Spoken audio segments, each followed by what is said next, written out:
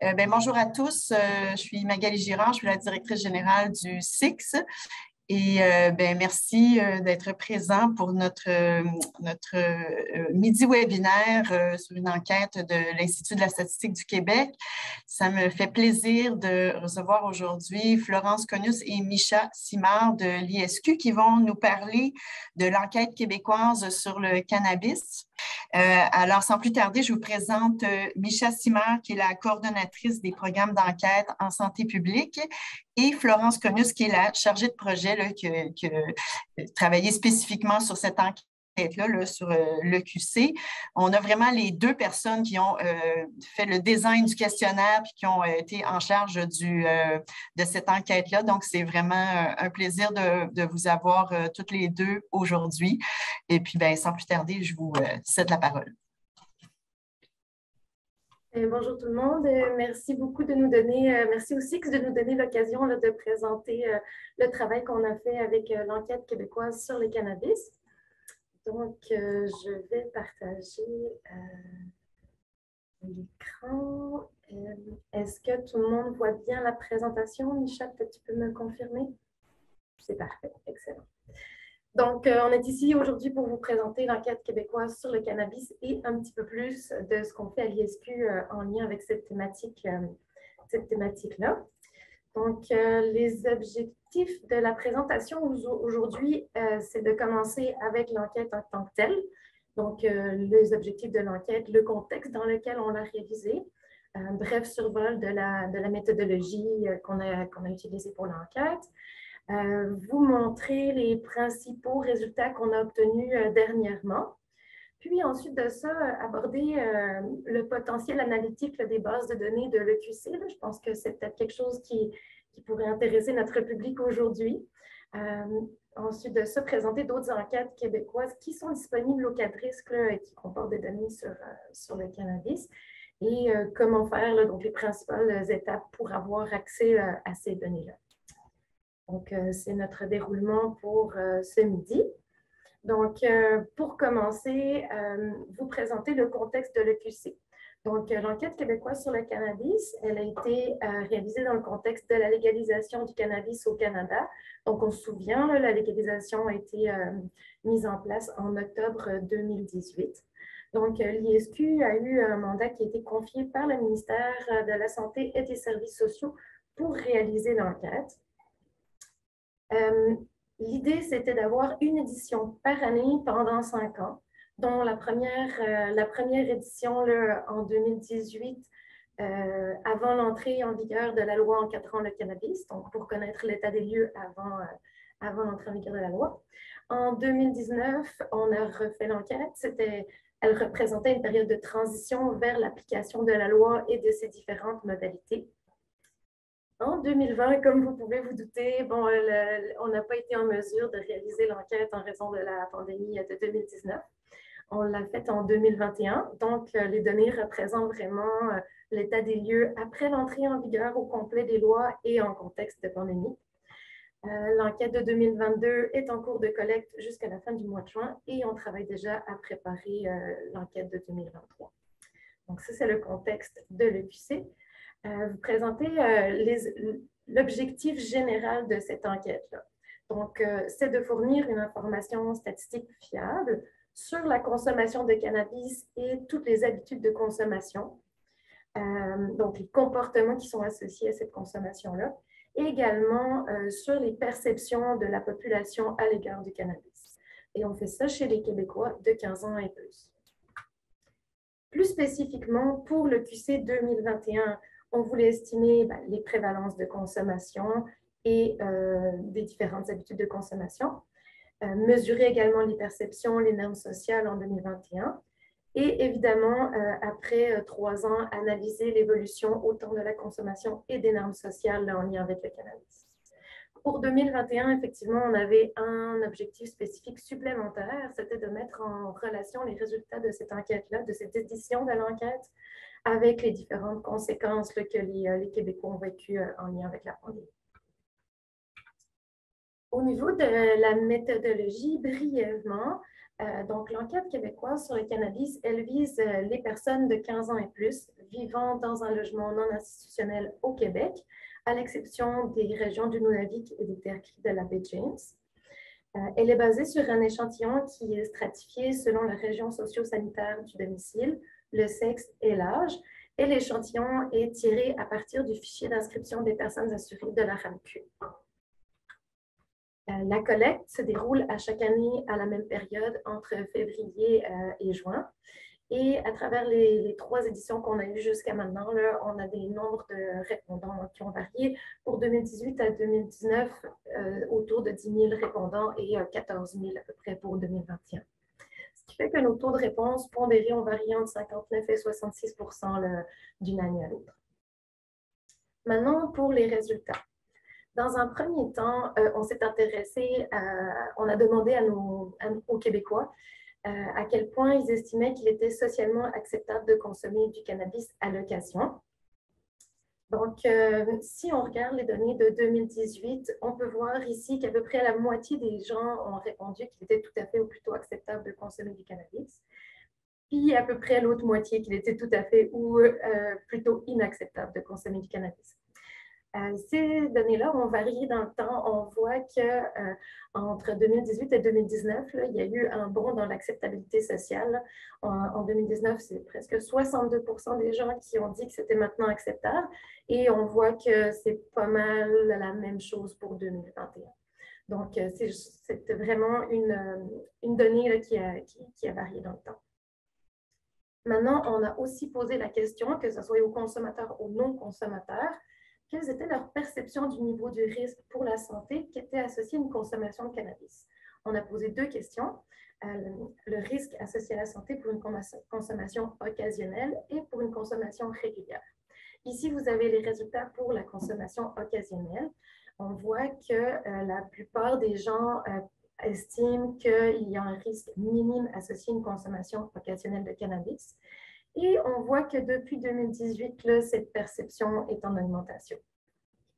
Donc, on voit en parallèle une diminution de la proportion des gens qui estiment que ce risque est inexistant ou modéré ou élevé. Maintenant, quand on regarde les données pour la perception de risque associé à une consommation régulière, on voit vraiment une différence au niveau des résultats. Donc, presque la moitié des gens en 2018 estimaient qu'une consommation régulière de cannabis était associée à un risque élevé pour la santé. Cette valeur-là reste élevée en 2021, mais on voit que ça diminue au profit des gens qui pensent que le risque est minime ou le risque est modéré là, en 2021 pour une consommation régulière. Maintenant, au niveau des consommateurs, c'était un des objectifs principaux de l'enquête. Donc, on est allé mesurer la proportion des consommateurs de cannabis. Et dans l'enquête québécoise sur le cannabis, nos indicateurs portent principalement sur une période des 12 mois. Donc, les 12 mois précédant l'enquête. Ce qu'on voit, c'est que depuis 2018, la proportion des consommateurs, elle a augmenté. Elle est passée de 14 % en 2018 à près de 20 % en 2021. Là, je vous ai fait le graphique avec les 3 données qu'on a. Rappelez-vous qu'au milieu, en 2020, on n'avait pas les données lors de le gros de la pandémie de COVID-19. Donc, cette augmentation de la prévalence de consommation au cours des 12 derniers mois, elle est observable chez les Québécois de 15 ans et plus, mais elle ne se répartit pas de façon égale dans les différents groupes d'âge. Donc, vous avez ici les résultats stratifiés selon l'âge et on voit que le gros de l'augmentation s'observe particulièrement chez les 25 ans et plus depuis 2018. À l'inverse, si on regarde, chez les 15 à 17 ans, on voit une diminution de la proportion des consommateurs là, qui est passée de 22 à 18,5 %.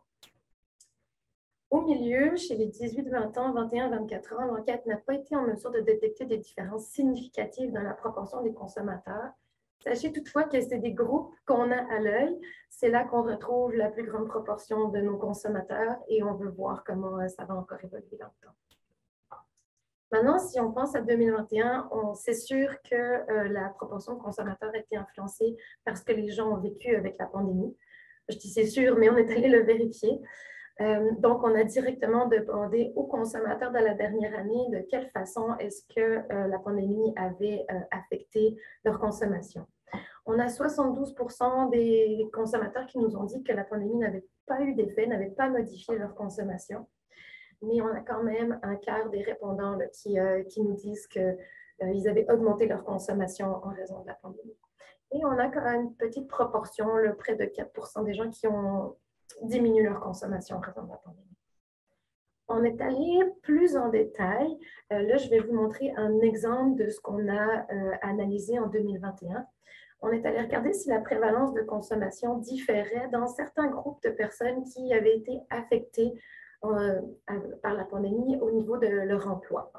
Donc, ici, vous pouvez voir, vous pouvez voir que la prévalence de consommateurs elle est plus élevée, 25%, chez les gens dont la situation d'emploi a été affectée par la pandémie.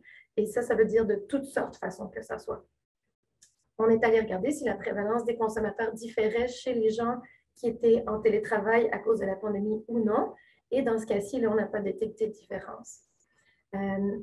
Finalement, dans l'exemple que je vous montre ici, on est allé regarder si la prévalence de consommation différait chez les gens qui avaient perdu temporairement ou définitivement leur emploi en raison de la pandémie de COVID-19.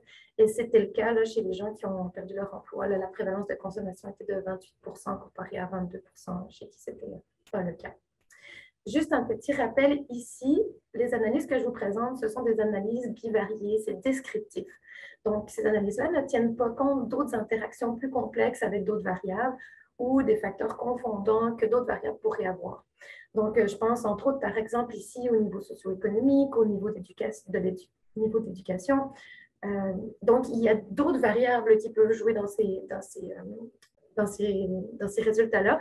Puis, Micha va vous en parler plus tard. Là, gardez ça en tête, ça pourrait être quelque chose d'intéressant à analyser. Maintenant, à travers les éditions de l'enquête québécoise sur le cannabis, on est allé demander aux consommateurs à quelle fréquence ils consommaient.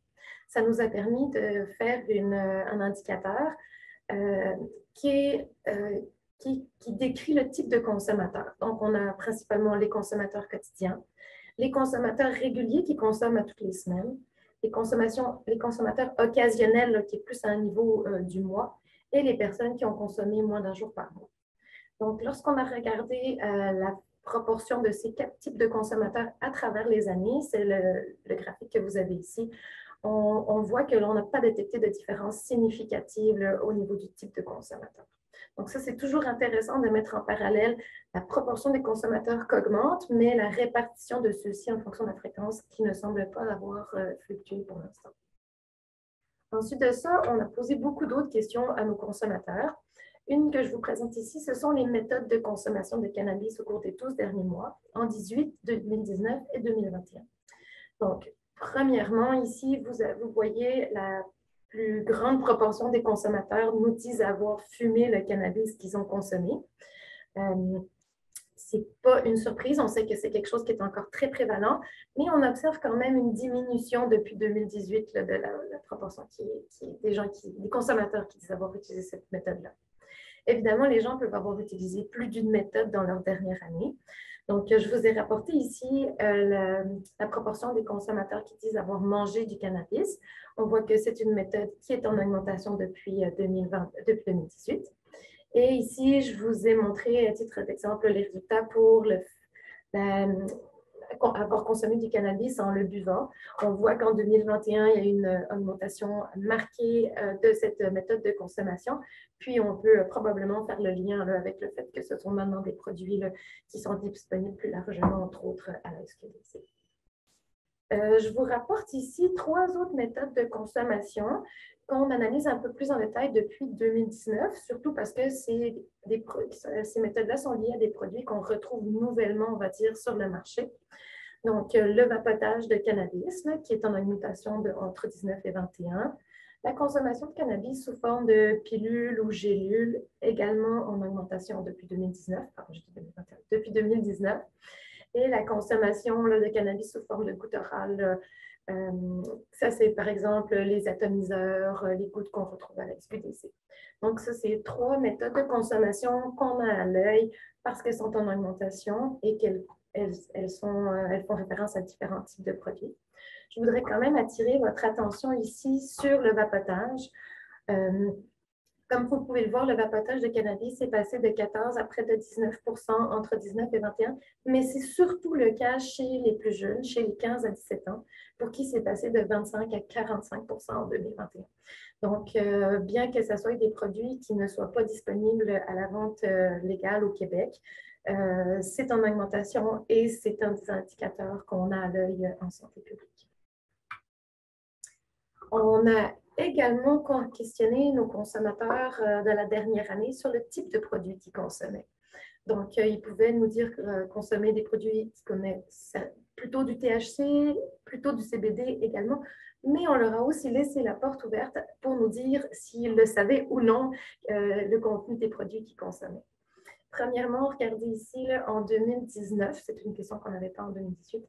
En 2019, c'est près de 1 consommateur sur 2 qui ne savait pas le contenu en cannabinoïdes des produits qu'ils consommaient. Et c'est quand même important parce qu'en santé publique, on sait que des produits qui contiennent un haut taux de THC sont des produits qui peuvent être plus à risque. Et la bonne nouvelle, c'est que cette proportion des gens qui ne savaient pas le contenu en cannabinoïdes de ce qu'ils consommaient, elle a baissé en 2021 là, pour atteindre 30%. Donc ça, c'est quand même une bonne nouvelle. Et ces gens-là, donc la proportion-là, se sont répartis là, entre des gens qui consomment maintenant, qui disent consommer des produits contenant exclusivement plus de THC que de CBD, et dans une moindre mesure, plus de CBD que de THC. On a également questionné les consommateurs québécois sur leurs sources d'approvisionnement. Je vous présente ici 3 des sources qui étaient possibles de nous rapporter. Une des sources qui était très citée en 2018, c'était la famille, les amis, donc l'entourage. Donc, les gens s'approvisionnaient pour presque 80%, disaient s'être approvisionnés dans leur dernière année auprès d'amis. Et cette source-là est vraiment en diminution. Donc, les gens ont trouvé une autre façon d'obtenir leur cannabis. Une autre source qui a également diminué depuis 2018, c'est avoir recours à un fournisseur illégal. C'était 32% et on se retrouve presque à 11% en 2021. D'un autre côté, on a demandé depuis 2019 dans quelle proportion les gens s'approvisionnaient à la SQDC. Et on voit qu'en 2021, c'est 70% des gens qui ont dit avoir utilisé la SQDC comme source d'approvisionnement. Juste une petite note ici pour vous dire que 70%, c'est une nette augmentation depuis le 45% de 2019. Il faut se souvenir qu'en 2019, la SQDC venait d'ouvrir, le nombre de succursales était restreint, il y avait encore des difficultés d'approvisionnement. Donc, on attend de voir dans les prochaines années là, comment là, ce 70% va évoluer. Donc, ça, c'est un bref résumé des résultats qui sont déjà diffusés. À l'ISQ, on a diffusé également d'autres résultats depuis 2018. C'est des données particulièrement sur l'âge d'initiation, sur la prévalence de consommation avec d'autres références de temps. Là, je vous ai présenté 12 mois, mais on a des données sur la consommation à vie sur les 3 derniers mois. On a également des données sur d'autres habitudes de consommation, le lieu de consommation, l'entourage avec qui les gens consomment, les circonstances, donc les moments dans la journée, le fait d'avoir conduit ou d'avoir été passager avec quelqu'un qui a consommé avant de conduire. On a également des données, on a publié également des données sur la consommation problématique. On utilise un outil qui s'appelle la CIST qui est développé par l'OMS. Donc, ces données-là ont été diffusées depuis 2018, ainsi que des données sur d'autres perceptions. Pour l'instant, les analyses qu'on a diffusées sont surtout des analyses bivariées, stratifiées selon différents groupes d'âge, des variables de santé mentale, des variables socio-économiques, etc. La façon dont on diffuse les résultats à l'ISQ, en général, pour le QC, qui est une enquête qui revient à chaque année, donc la diffusion des résultats suit un processus assez systématique. Donc, vous avez des premiers résultats qui sont diffusés assez rapidement sur le site web de l'ISQ, en général en octobre. Ça peut prendre la forme d'une infographie, d'une page HTML, donc une page web. Donc, c'est des résultats, des faits saillants, les principales analyses. Ensuite de ça, le rapport d'analyse complet sort en avril de l'année suivante. Donc, pour l'édition de 2022, les résultats vont arriver en avril 2023. Ce rapport d'analyse-là comprend des analyses transversales pour l'édition Go, des analyses qui comparent les résultats entre les différentes éditions, donc des analyses d'évolution, comme ce que je vous ai présenté aujourd'hui. Puis, ce rapport est accompagné de toute la documentation technique, donc les questionnaires, un cahier qui diffuse les fréquences simples de toutes les variables, également un rapport méthodologique. Et dans la semaine de la diffusion du rapport, les données de l'année en cours sont déposées au cas de risque et additionnées aux données des éditions précédentes. Donc là, je vais céder la parole à Micha pour vous présenter un peu plus ce qui est possible de faire avec les données de l'EQC.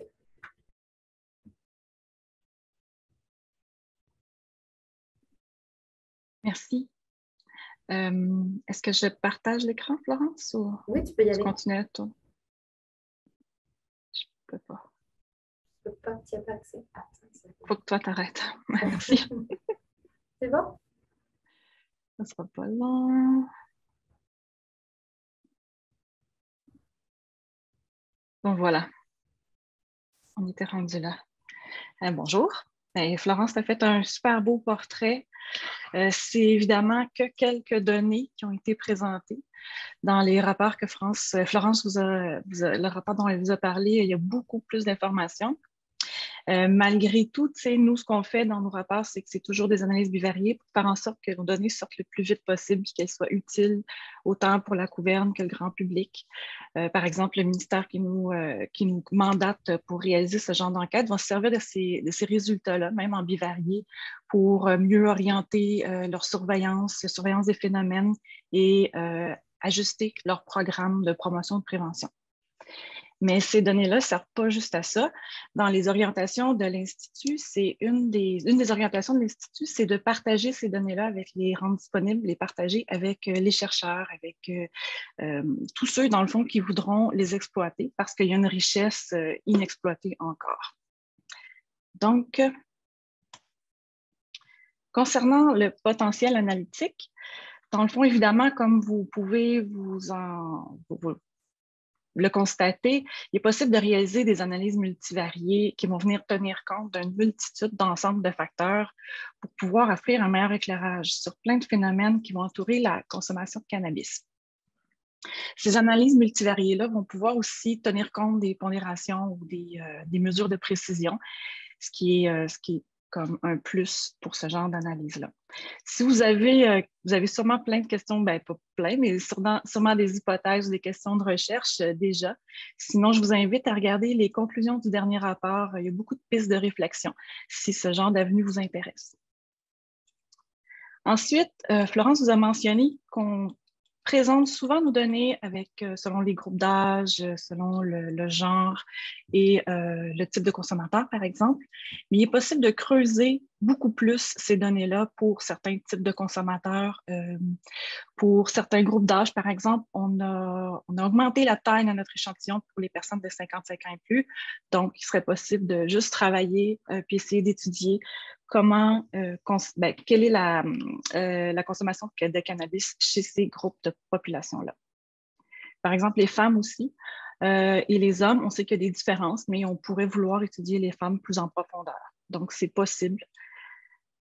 Ensuite, le troisième point, ça fait mention des études concernant la légalisation du cannabis. Il faut se rappeler, dans le fond, que l'EQC offre des données avant et après la légalisation au Québec.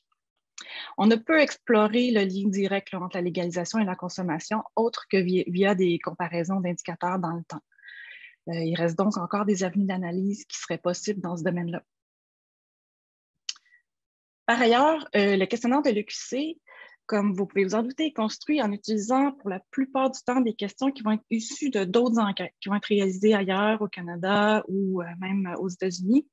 Et l'avantage de construire des questionnaires à partir de questions qui vont être validées, ça va être qu'on peut les mettre en parallèle avec les résultats de l'EQC peuvent être en parallèle avec les résultats de d'autres enquêtes ailleurs au Canada. Il faut évidemment tenir compte du contexte dans lequel les données sont récoltées et des méthodologies qui peuvent être différentes d'une enquête à l'autre. Enfin, le QC peut être vu comme une enquête de référence, en ce sens qu'elle peut aider à orienter les décisions de d'autres juridictions, par exemple, qui réfléchissent à légaliser le cannabis sur leur territoire. Ça fait que c'est une riche source d'informations. Avant de passer à la prochaine diapo, je voudrais juste mentionner ici que le potentiel d'analyse de l'EQC va être également en évolution parce que dans les 4 ou 5 prochaines années, on va encore réaliser des éditions et le contenu puis la structure pourrait aussi varier, qui va venir offrir d'autres possibilités d'analyse.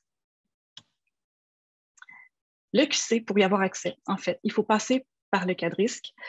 Et nous avons actuellement 5 centres d'accès. Il y en a 2 à Montréal, 2 à Québec, 1 à Sherbrooke, mais je vais vous en parler un petit peu plus tard. Ce que je voulais vous mentionner ici, c'est que nous avons aussi d'autres enquêtes qui traitent du domaine du cannabis. On a le QC, on en a parlé, donc c'est de 2018 à l'année finale n'est pas encore établie, mais on sait qu'on a une 2023 pour certainement, et d'autres années vont suivre. Ensuite, on a l'enquête québécoise sur la santé de la population du Québec. Les données vont être disponibles de 2020-2021. Les données vont être disponibles à partir de mai 2023, c'est-à-dire l'année prochaine. Mais c'est une enquête à portée régionale et infrarégionale même, qui vise une population de 15 ans et plus comme le QC. Puis on va retrouver dans le QSP plusieurs indicateurs de l'EQC, comme la consommation 12 mois, les formes et sources.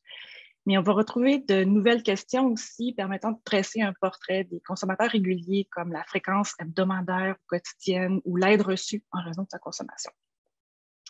L'intérêt de l'EQSP, c'est qu'on peut mettre ces indicateurs-là en relation avec d'autres habitudes de vie, la santé physique, la santé mentale, par exemple, la santé au travail même. Et on a une population, un N assez élevé là, de 45 000 répondants. Mais il faut attendre un peu jusqu'à mi-2023 avant d'y avoir accès. Ensuite, on a, celle-ci, c'est l'enquête canadienne à portée régionale, c'est l'enquête sur la santé dans les collectivités canadiennes. C'est une enquête réalisée par Statistique Canada qui partage son fichier, un fichier de partage qu'on exploite ici à l'ISQ et qu'on rend aussi disponible au cas de risque. Cette enquête-là, c'est aussi une enquête à portée régionale. Son intérêt, c'est que c'est une enquête très récurrente, un peu comme le QC. Par contre, elle a un module cannabis, mais elle ne couvre pas aussi large. Elle ne couvre pas autant d'indicateurs. Mais on peut aussi mettre les indicateurs en relation avec d'autres phénomènes, d'autres indicateurs de santé, par exemple. En plus des enquêtes sur la population générale, là, les 15 ans et plus, on a à l'ISQ des enquêtes qui visent des populations plus spécifiques. Oui, c'est ça. On a 2 enquêtes en milieu scolaire chez les jeunes du secondaire, dont l'enquête sur le tabac, alcool, drogue et les jeux chez les élèves du secondaire, les TAJES. Depuis 2000, on documente la prévalence de la consommation, la prévalence et la fréquence, je crois, de la consommation de cannabis chez les jeunes du secondaire. Depuis 2019, on a ajouté quelques questions concernant, par exemple, l'initiation. Puis, c'est ça, comme l'âge d'initiation. Oui, c'est ça. Ce qui est intéressant, vu que c'est en 2019, ce qu'on voulait faire, c'est voir si chez les jeunes, la légalisation pouvait avoir un impact sur leur consommation. Donc, c'est ça. Ensuite, on a l'enquête québécoise sur la santé des jeunes au secondaire. Elle, c'est comme le pendant de l'EQSP que je vous ai mentionné un petit peu plus tôt. C'est réalisé, par contre, comme l'état JAS dans les écoles au secondaire. C'est réalisé aux 6 ans et elle a une portée régionale, tandis que l'état JAS, c'est une portée provinciale. On a récolté quelques données sur la prévalence et la fréquence de consommation dans les éditions précédentes. Mais pour l'édition 2022-2023, on a ajouté quelques questions qui proviennent justement de l'EQC sur les formes et on a ajouté une question sur le vapotage de cannabis qui semble être un phénomène un petit peu en émergence chez les jeunes selon les données de l'EQC. L'intérêt de cette enquête, c'est comme c'est une grande enquête de santé, c'est de pouvoir mettre les phénomènes, la consommation de cannabis en relation, encore une fois, avec les habitudes de vie, la santé physique, mentale et même des indicateurs d'adaptation sociale. Enfin, je voulais vous dire quelques mots sur l'ELDEC, l'étude longitudinale du développement des enfants du Québec, qui suit une cohorte de naissance depuis l'âge de 5 mois. Et déjà, lorsqu'ils étaient en 6e année, on a commencé à poser des questions sur le cannabis pour voir émerger justement l'apparition de ces comportements-là chez les jeunes. Et l'intérêt de cette enquête-là, c'est une enquête à portée provinciale. Elle n'est pas représentative des jeunes d'aujourd'hui, mais elle est représentative d'une cohorte de naissance. Mais ce qui est vraiment intéressant, c'est qu'on peut mettre ça en relation avec les comportements, par exemple, de consommation de cannabis à l'âge adulte et au secondaire, en lien avec des facteurs durant l'enfance. Donc, on peut plus travailler sur des liens entre le passé et l'actuel. Ensuite, l'accès aux données. Ici, je ne voulais pas aller trop dans le détail. Ce que je voudrais dire surtout, c'est que vous pouvez avoir plein d'informations. Si vous allez sur notre site web de l'ISQ, vous allez avoir un service d'accès aux chercheurs et les renseignements là-bas sont formidables. Vous allez pas être perdu et vous allez pouvoir savoir comment procéder pour avoir accès aux données que je vous ai présentées, qu'on vous a présentées. L'important ici, c'est de savoir qu'on va vous accompagner. Il y a des analystes au cadrisme qui vont vous accompagner de la demande de soumission jusqu'au suivi de projet et à la fermeture. Ils vont même vous donner des conseils pour la diffusion. Ils vont préparer les fichiers de données. Ils vont faire les recherches nécessaires pour vérifier s'il y a des autorisations. Ils vont aussi vérifier la confidentialité des données que vous allez pouvoir diffuser. Évidemment, il y a une évaluation de chacune des demandes. Ça, c'est réalisé par un comité et qui consulte des chercheurs de chacune des enquêtes pour vous donner des hints ou des avis qui pourraient améliorer votre projet de recherche lorsque vous déposez une demande au CADRISC. Enfin, on va conclure comme ça. Dans le fond, l'enquête thématique provinciale, l'EQC, elle dresse un portrait d'ensemble, puis c'est aussi une enquête qui continue dans le temps et qui mérite d'être suivie. Les multitudes de sources de données disponibles au CADRISC, comme vous l'avez vu, on en a plusieurs. Ça va dépendre de vos questions de recherche, des hypothèses, vos intérêts, de la récurrence, des populations ciblées. La qualité des données, dans le fond, toutes nos enquêtes sont réalisées avec une méthodologie éprouvée et qui permettent d'inférer les résultats à la population visée des enquêtes. La récurrence, on en a parlé un petit peu. Puis toutes les enquêtes que je vous ai présentées ont une récurrence, c'est-à-dire qu'elles vont être reconduites dans les prochaines années. Et l'expertise développée, c'est-à-dire que chacune des enquêtes présentées possède aussi des spécialistes qui vont pouvoir vous aider, vous orienter. Dans le cas de l'EQC, c'est Florence Conus, qui est notre spécialiste qui développe l'EQC depuis quelques années déjà. Enfin, merci beaucoup. Et si vous avez des questions, n'hésitez pas. Et j'ai perdu ma diapo où ça disait nos adresses courriel. Ici. Pardon. Voilà. Merci beaucoup, Florence et Micha. C'est vraiment. Puis merci pour cette présentation-là qui ciblait vraiment les chercheurs, l'intérêt pour les chercheurs d'exploiter ces données-là. J'ai apprécié toute la description, les analyses descriptives pour nous donner un aperçu du contenu de ces données-là, mais aussi avoir décrit un peu le potentiel aussi pour exploiter plus à fond ces enquêtes-là, puis aussi d'avoir exposé qu'il y a cette enquête-là, oui, mais il y a d'autres sources de données aussi quand on s'intéresse à ces questions-là. Donc, c'est ça, c'est notre partie, là, il nous reste à peu près une dizaine de minutes là, pour, si vous avez des questions, je vous invite à prendre le micro ou simplement utiliser le Q&A ou le chat. Je crois que, bon, on dit dans le Q&A, bravo pour la présentation, merci pour la promo des services d'accès aux données et des CADRISC. Oui, tout à fait. Là, merci d'avoir expliqué là, comment accéder à ces données-là. Il y a une question ici. Y a-t-il une acceptabilité sociale qui pourrait influer sur la qualité des données? Oui, je pourrais peut-être répondre à ça, Micha, si tu veux. En fait, il y a deux volets qui est en lien avec ça. Là. Il y a le fait qu'en 2018, si on se compare à 2018, les gens avaient à déclarer un comportement qui était illégal. Puis, gentiment, c'est de plus en plus acceptable. Donc, c'est deux éléments qui feraient en sorte que on pourrait faire l'hypothèse que l'augmentation de la prévalence soit due au fait que les gens n'aient plus à déclarer un comportement illégal ou que ce soit plus socialement acceptable de consommer ou de dire qu'on consomme.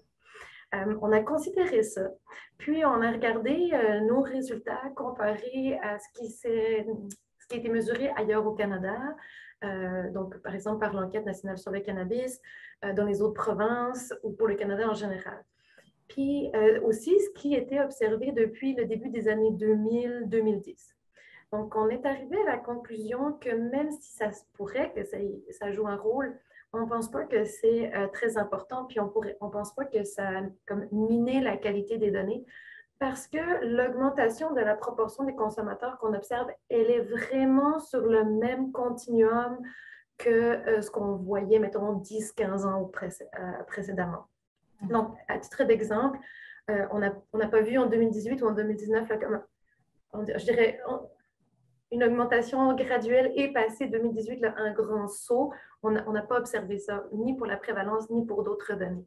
Donc, on est quand même assez confiant qu'on a bien décrit ce qui s'est passé en dehors de ces deux biais-là.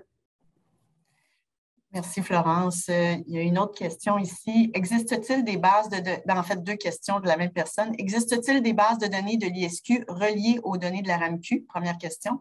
L'autre question, l'accès aux données de l'EQC est-il payant? Bien, la bonne nouvelle, je vais répondre à la deuxième question. Premier, c'est que l'accès aux données de l'EQC n'est pas payant. Tout est gratuit en passant par le guichet d'accès des chercheurs au CADRIS, vous avez accès à toutes les données de façon gratuite et l'accompagnement aussi est gratuit. Des fois, il pourrait y avoir certains frais, mais c'est marginal et ils vont nous être présentés avant, mais l'accès est gratuit, sans problème. Et concernant l'autre question, existe-t-il des bases de données qui sont reliées à la RAMQ? Oui, il en existe. C'est principalement le QSP qui permet ce genre de lien-là. On n'a pas encore exploité ça, mais on a une question de jumelage qui permet d'aller chercher, de faire un lien entre les données de l'EQSP et les données de la RAMQ. En fait, une question similaire, mais est-ce que c'est possible de justement jumeler les données de l'EQC avec d'autres données, d'autres bases administratives? La RAMQ, ça peut être intéressant, mais des données en éducation, par exemple, ou je sais qu'on parle aussi d'avoir des données de revenus éventuellement, mais... Pour l'instant, non, parce qu'on n'a pas demandé le jumelage. On n'a pas demandé aux répondants s'ils pouvaient faire, si on acceptait qu'on fasse un jumelage de leurs données avec des données administratives. Non, c'est ça. OK, parfait. C'est bon. Je ne vois pas d'autres questions.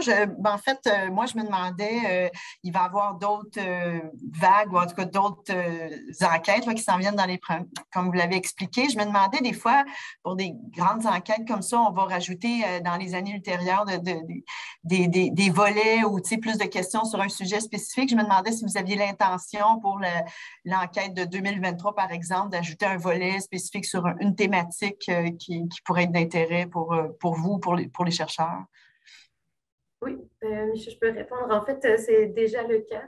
Le questionnaire de l'EQC, il a à peu près 80% qui est pareil d'une année à l'autre, puis il y a 20% qui fluctue en fonction des phénomènes émergents ou de ce qui se passe.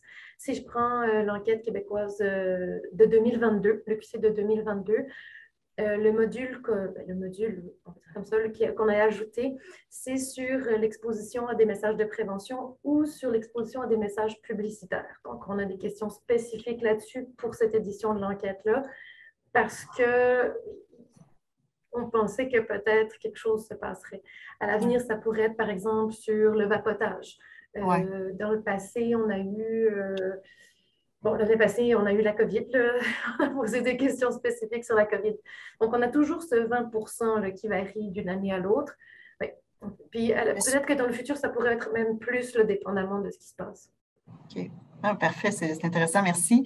Il y a une autre question. Y a-t-il une intention de demander un tel consentement dans le futur? Là, ça fait référence à le consentement là, pour jumeler avec des données administratives. Pas encore. On l'a pas. Il faudra l'explorer. Mais c'est certain que l'EQC, c'est une enquête quand même relativement sensible. Donc, souvent, on ne va pas nécessairement demander de jumelage pour des enquêtes très ou plus sensibles sur des sujets où l'acceptabilité, ben là, on sait que l'acceptabilité sociale augmente, là, mais où il peut y avoir...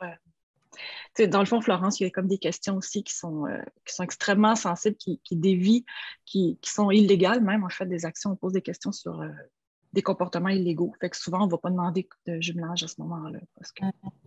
Favoriser la participation, finalement, ça ne pas décourager les gens. Oui, OK. Parfait. Je ne vois pas d'autres questions. Ben, j'invite les gens justement à poser leurs questions. Ah voilà, j'en ai une autre. Il suffit de demander. Comment faites-vous pour recruter les participants? Alors, je peux répondre à cette question-là pour les recruter. Tout d'abord, pour les identifier. Donc, on les identifie par le fichier d'inscription des personnes assurées de la RAMQ. Donc, on choisit à l'intérieur de cette banque-là des gens en fonction de certaines caractéristiques pour qu'ils soient représentatifs de la population. Une fois que ces gens-là sont choisis, on obtient de la RAMQ leurs adresses, nom, prénom, adresse, numéro de téléphone, et on les contacte dans un premier temps par une lettre à la maison. En fait, une lettre, 2 lettres. on se fait assez insistant. Puis ensuite de ça, on a une équipe d'intervieweurs qui appelle les gens. Donc, dans un premier temps, on invite les gens à remplir un questionnaire en ligne via une plateforme sécurisée sur notre site web. Puis, du moment où ce n'est pas fait, on rappelle les gens pour les inciter à participer, puis on leur offre la possibilité de le faire par téléphone avec nos intervieweurs expérimentés. Donc, c'est comme ça qu'on les recrute. Oui, c'est ça, je pense que j'ai... Oui, c'est bon, merci. Bon.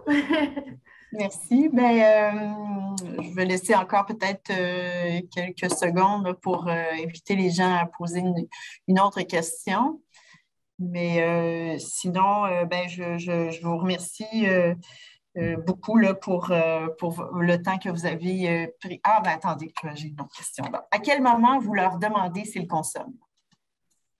En fait, lorsqu'on les appelle, on va dire, tout d'abord, c'est de valider qu'on parle à la bonne personne. Ensuite de ça, on a des introductions où on fait une mise en matière. On leur demande leur consentement à participer. Puis, la première section du questionnaire, c'est toute la section sur les perceptions. Donc, à ce moment-là, on ne le sait pas encore si c'est des consommateurs ou non, sur la conduite, sur les effets dans la vie, etc.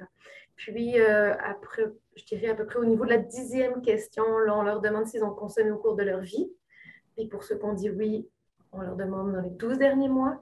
Puis, si on dit oui, ben là, on va leur poser tout un détail de questions. Ouais, ça se passe comme ça. On y va par étapes. On y va par étapes là, pour avoir au moins les perceptions avant. Puis ceux qui disent non, dans le fond, se retrouvent à sauter à la fin du questionnaire et là, on va poser des questions plus sur leur profil, leur santé, les sociodémos, des choses comme ça. Puis c'est ça, quand on accède aux données dans les quadristes, qu'on a accès au questionnaire finalement, puis à l'ordre dans lequel les questions ont été posées pour voir un peu la séquence. Exact. Tout à fait. Ben, on pourrait ajouter que les questionnaires sont disponibles aussi sur notre site web. Ah, parfait, oui, c'est bon à savoir avant d'attendre d'avoir accès aux données. Bien, c'est le temps qu'on disposait. Merci infiniment à toutes les deux. C'était vraiment hyper intéressant et très pertinent. Puis je rappelle aux gens là, que je pense que ça conclut notre série de webinaires pour le mois de juin. Je vous remercie de votre présence. Et puis, on va surveiller nos prochains webinaires là, qui devraient reprendre en septembre. Et voilà, merci beaucoup à Micha et à Florence pour votre présence. Merci à tout le monde. Merci, au revoir, bonne journée. Au revoir.